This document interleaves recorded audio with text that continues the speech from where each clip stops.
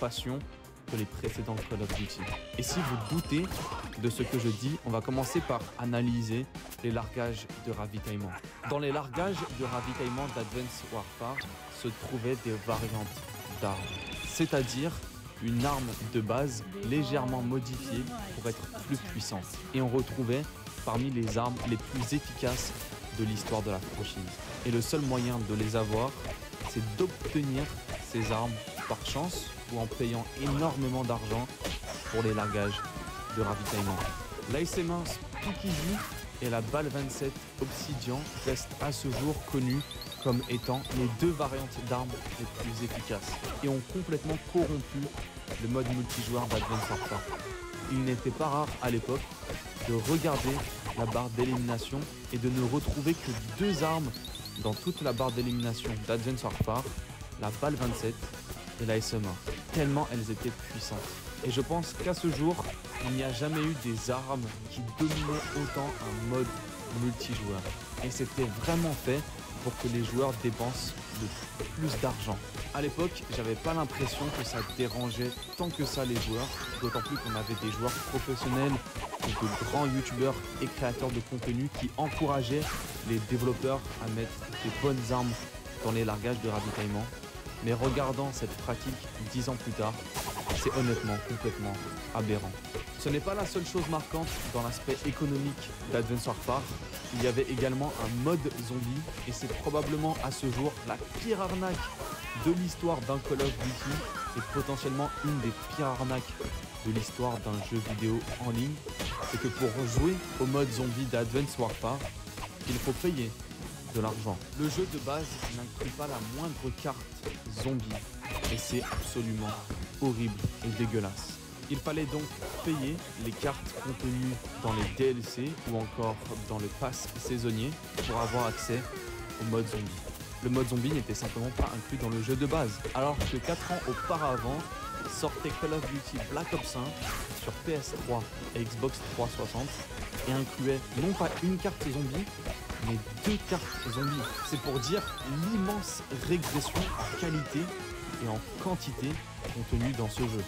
Après, il y avait de nombreuses rumeurs qui expliquaient cela, notamment certains qui disaient qu'ils n'avaient pas prévu de mode zombie et qu'il était trop tard pour inclure donc du zombie à la sortie du jeu, mais ce n'est pas difficile de faire une petite carte gratuite pour tous ou éventuellement de rendre une des cartes de DLC accessible à tous les joueurs. Donc l'aspect économique d'Advanced Warfare était un sérieux frein au jeu à mon avis.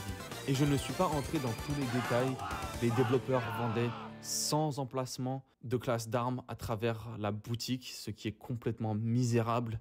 Les développeurs vendaient énormément de camouflages en tout genre qui étaient absolument laids et qui se détachaient des camouflages magnifiques qu'on pouvait avoir dans Black Ops 2 et dans Call of Duty Ghost. Et ça marquait le début d'une tendance que je déteste pour la franchise Call of Duty, c'était de rendre payant certains contenus qui se débloquaient complètement gratuitement dans d'anciens Call of Duty. Il ne fallait que jouer. Comme les emplacements d'armes, c'était quelque chose de gratuit dans Call of Duty Modern Warfare 3, l'original, quand le joueur passait certains prestiges. On était donc récompensé et encouragé de jouer à ce Call of Duty. Alors qu'avec Advanced Warfare, on était encouragé à dépenser de l'argent. Alors autant le dire, l'aspect de microtransactions était horrible dans Advanced Warfare et c'est important de le souligner. En regardant en arrière, j'ai longtemps pensé que Black Ops 3 était le pire dans ce département, mais je pense que Advanced Warfare surclasse Black Ops 3. C'est complètement dégueulasse. Donc maintenant que l'aspect économique est clarifié, on peut un peu parler du jeu en lui-même. Dans la totalité du jeu, là où Advanced Warfare brille le plus à mon avis, c'est certaines séquences de gameplay et de jeu durant le mode histoire et le mode campagne. Le mode histoire d'Advanced Warfare ne brille pas forcément par ses personnages ou son côté narratif, mais le gameplay dans certaines missions est excellent. Étant donné qu'on a le premier jeu futuriste de la franchise, il en serait normal et logique que les développeurs exploitent le plus la technologie dans ce mode histoire, ce qui permettrait à ce mode campagne d'être très différent, unique par rapport aux autres de la franchise. Et bien que certaines missions d'Advance Warfare n'emploient pas très bien la technologie, il y a 2 ou 3 missions qui se démarquent particulièrement et qui, à ce jour, restent parmi les meilleures missions de l'histoire de la licence, à mon avis. La mission Sentinelle. Quelle mission fantastique! Cette mission est géniale. On a ce décor futuriste dans une sorte de manoir avec énormément de technologie. C'est très moderne. On doit s'infiltrer de manière assez discrète dans ce manoir, justement, trouver la cible et les informations qu'on cherche. Pour s'infiltrer, le joueur peut employer toute la technologie qui est disponible dans Advance Warfare. On peut employer le grappin de manière absolument libre. C'est une des séquences les plus intéressantes de ce mode histoire. On peut vraiment naviguer dans la mission comme on le souhaite avec le grappin. Et je trouve ça pertinent et intéressant. On n'avait pas ça dans les précédents modes campagne. Et donc, c'est frais et unique que de le faire dans Advance Warfare. L'ensemble de cette mission est juste bien rythmée, intéressante, avec un bon décor. Très facilement l'une des meilleures missions de l'histoire de cette franchise. La mission Aftermath est aussi une bonne mission du mode histoire et campagne d'Advance Warfare. On a cette thématique, cette ambiance post-apocalyptique du monde futuriste dans lequel on se trouve. Et je pense que c'est intéressant de montrer ce décor un peu apocalyptique d'une version futuriste de l'univers. On a déjà eu ces versions apocalyptiques du monde dans les jeux Call of Duty se déroulant dans la guerre moderne. Cependant, démontrer ces terrains et ces décors dans un jeu futuriste, j'ai trouvé que c'était intéressant. Finalement, je pourrais souligner la mission Chasse à l'homme. C'est une assez bonne mission. On utilise beaucoup la technologie, les gadgets en tout genre. On doit espionner certains ennemis avec justement des drones du futur. On doit également traquer nos coéquipiers, les superviser du ciel avec ces mêmes drones. C'est intéressant d'utiliser la technologie, sachant qu'on n'avait jamais vu ça dans la franchise Call of Duty. C'est ce genre de créativité qui permet à Advance Warfare de se différencier des autres jeux de la licence. J'ai aussi toujours été impressionné par l'aspect audiovisuel de Call of Duty Advance Warfare. Visuellement, le jeu est très beau et c'est impressionnant qu'Advance Warfare, sorti en 2014, est plus beau visuellement que Black Ops 3 et Infinite Warfare, qui sont tous deux sortis les années d'après. Advance Warfare a toujours eu cette qualité visuelle réellement impressionnante. Du côté audio, Advance Warfare brille aussi. Je sais que c'est un détail, mais la qualité audio au niveau des bruits en tout genre est tellement impressionnante, d'autant plus que la musique de base du jeu est phénoménale. Donc par exemple, marcher sur des morceaux de verre, activer certains gadgets électroniques, activer les gants, c'est absolument incroyable.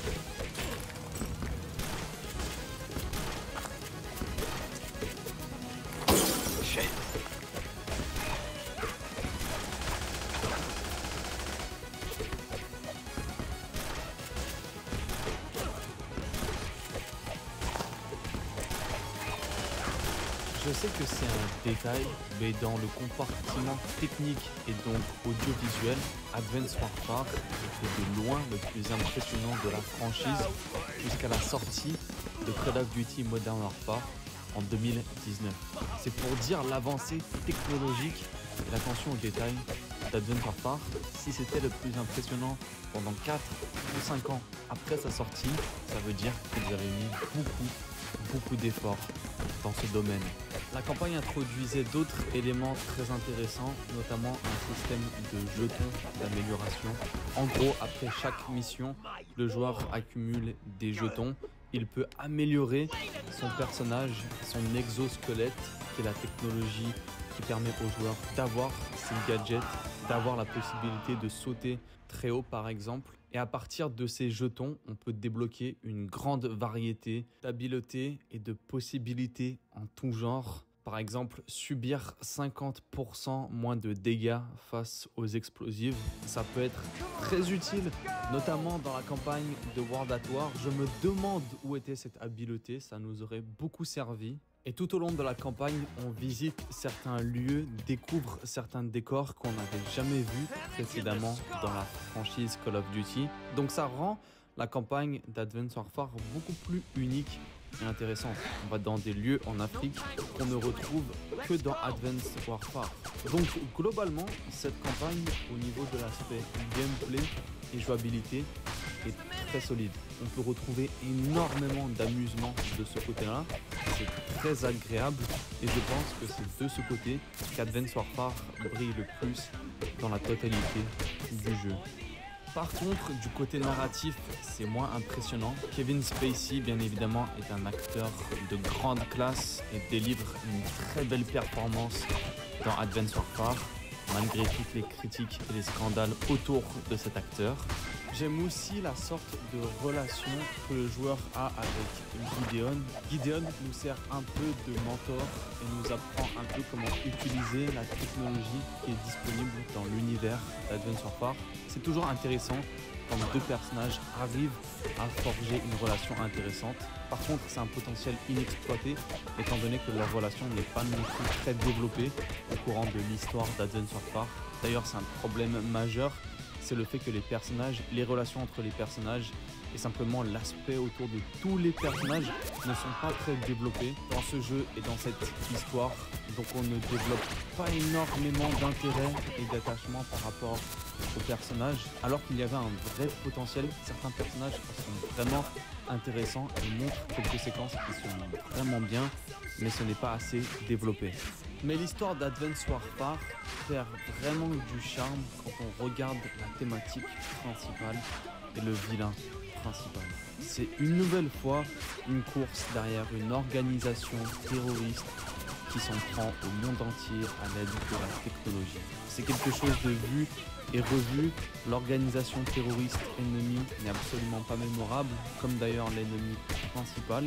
Kevin Spacey, qui incarne Jonathan Iron, finalement est un ennemi. Il a subtilement engendré plusieurs guerres pour son propre bien et ses propres intérêts personnels, mais on le voyait venir dès le début.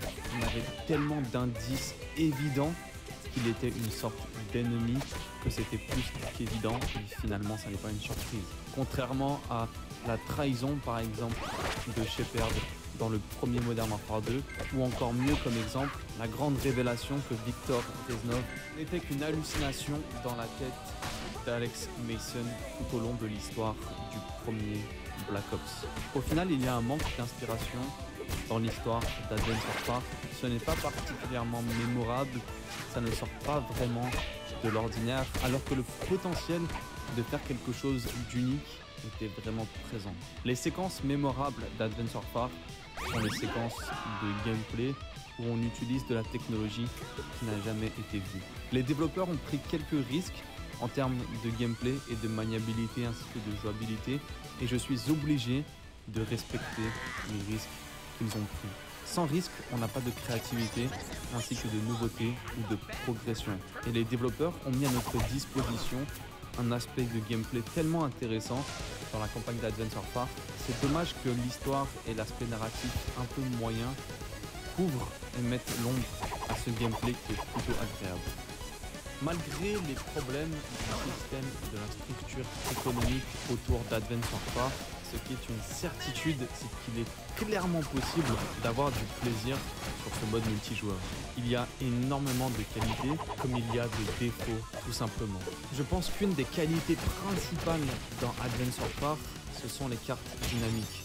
C'est un élément qui est propre à ce mode multijoueur, qu'on n'a jamais revu dans la franchise, et donc ça forge une identité unique et solide à Advanced Warfare. On a des qualités qu'on retrouve dans ce Call of Duty et dans aucun autre Call of Duty, ce qui rend ce mode multijoueur plutôt mémorable. On peut donner une série d'exemples. Un de mes exemples préférés, c'est la carte Recovery. Recovery se situe au pied d'un volcan et durant la partie, le volcan entre en éruption. On a donc des explosions de feu, de météorites, ainsi qu'une sorte de fumée, un grand nuage toxique qui s'empare et qui recouvre la carte. Et donc la dynamique de la carte change en plein milieu de partie. Il faut changer de section de la carte. Une toute nouvelle portion de cette carte est accessible et s'ouvre. Et donc la partie change complètement de rythme. C'est intéressant et je trouve que c'est plutôt unique. On peut aussi citer la carte Defender. Dans cette carte, l'événement dynamique est moins massif et moins important, mais reste intéressant. Donc on a un tsunami qui peut frapper la carte et qui va recouvrir une portion de la carte d'eau. Ça reste une simple section de la carte, mais tout un corridor entier se joue maintenant de manière différente. D'ailleurs, les gameplays et mouvements aquatiques ont été introduits dans Advance Warfare. C'est une grande révolution qui est ensuite revenue dans la plupart des Call of Duty à suivre. Donc, on voit qu'Advance